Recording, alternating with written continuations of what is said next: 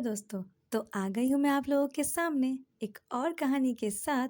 मुझे आशा है कि मेरी बाकियों कहानी के जैसे आप लोगों को यह कहानी भी बेहद पसंद आएगी।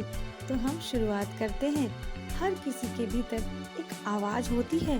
कुछ की आवाज़ जोरदार होती है तो कुछ की बहुत धीमी।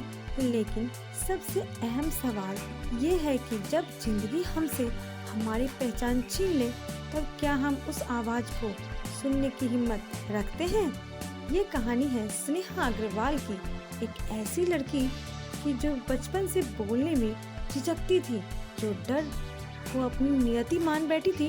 लेकिन एक दिन जब सब कुछ चुप हो गया, तभी उसकी आत्मा ने बोलना सीखा और तब पूरी दुनिया को उसकी आवाज़ सुनाई दी।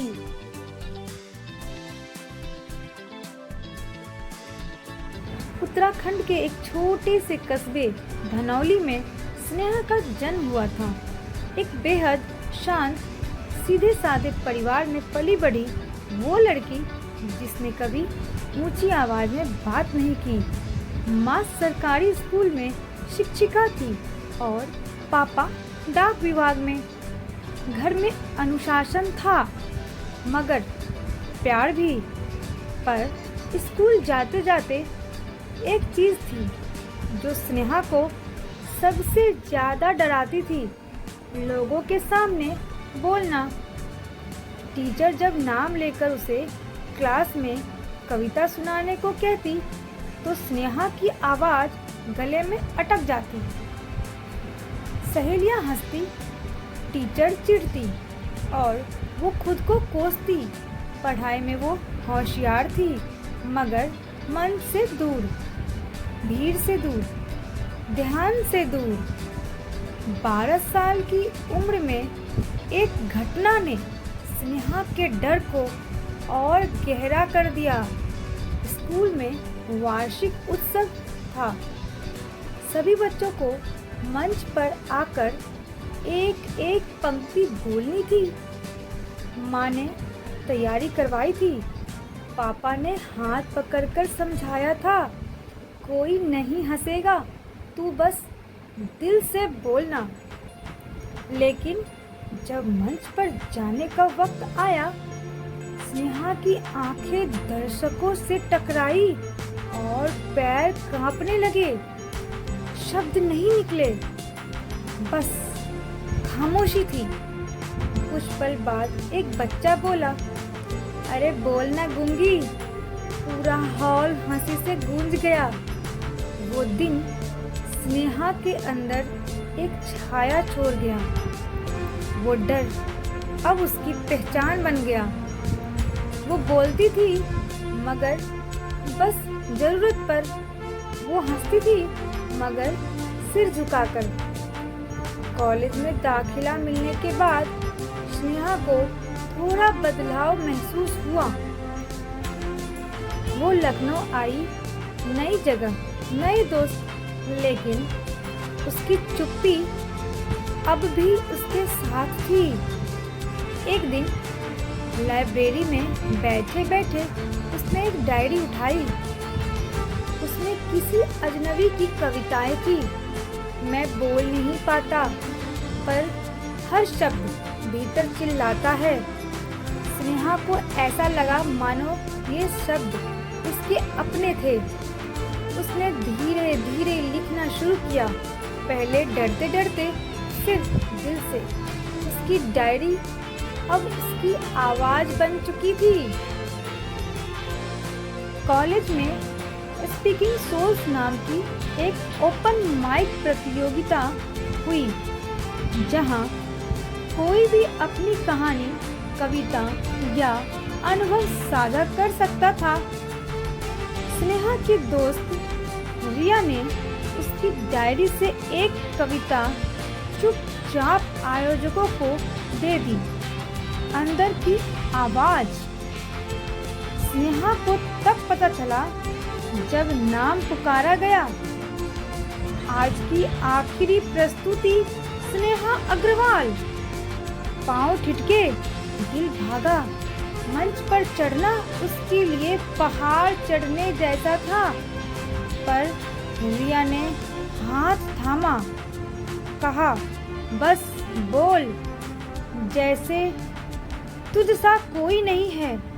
मंच पर चढ़ने के बाद जब उसने माइक देखा तो डर फिर जागा, पर उस दिन कुछ अलग था। उसने आंखें बंद की, सांस भरी और धीरे धीरे बोलना शुरू किया। माँ कहती थी, डर बुरा नहीं होता, पर जब डर तुम्हारा पता बदल दे तब खुद को आवाज़ दो, खुद को पुकारो और बोलो, मैं हूँ। सन्नाटा, फिर ताली।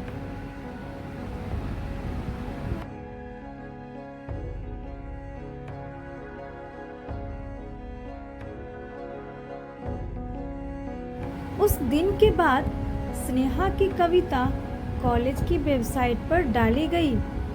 लोगों ने पढ़ा, सराहा। धीरे धीरे लोग उससे जुड़ने लगे।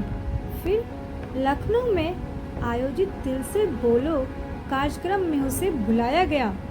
मंच अब उसका डर नहीं, उसका साथी बन चुका था। हर कविता, हर पंक्ति अब न सिर्फ उसकी थी, बल्कि उन सब की थी जो बोल नहीं पाते। डर को छिपाओ मत, उसे दिखाओ। जैसे सूरज सुबह को दिखाता है, धीरज से, शक्ति से। कविता की दुनिया में धीरे धीरे स्नेहा का नाम उभरने लगा, मगर तभी एक और परीक्षा आई। पिता की तबीयत अचानक बिगड़ी, कैंसर का पता चला। वो टूट गई, लेकिन उसने मंच छोड़ा नहीं। उसने एक कविता लिखी, पापा की चिट्ठी। उसमें वो हर शब्द थे जो उन्होंने कभी उससे कहे थे। बोल बेटा, नहीं तो जिंदगी तुझसे सवाल करेगी। डर से मत भाग, उसे गले लगाकर बोल, मैं तैयार हूँ। वो कविता सोशल मीडिया पर वायरल हो गई। 1 साल बाद स्नेहा ने एक मंच शुरू किया, खामोशियाँ भी बोलती है।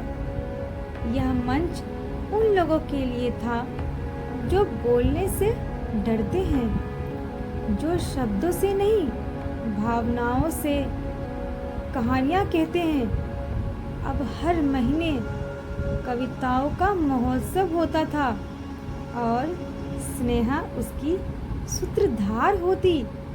उसने एक किताब भी लिखी, अंदर की आवाज़, जो अब बेस्ट सेलर बन चुकी थी।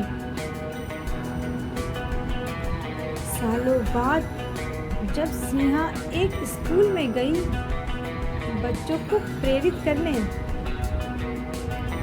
तो वही सवाल फिर से पूछा गया, मैम, क्या आप कभी नहीं डरती?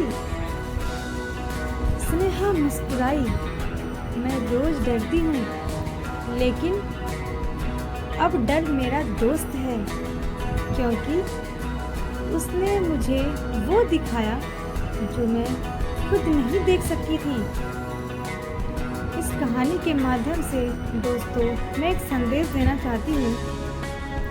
स्नेहा की कहानी सिर्फ उसकी नहीं है, हर उस इंसान की है जो डर से भागता है, लेकिन एक दिन रुककर उसे पहचानता है।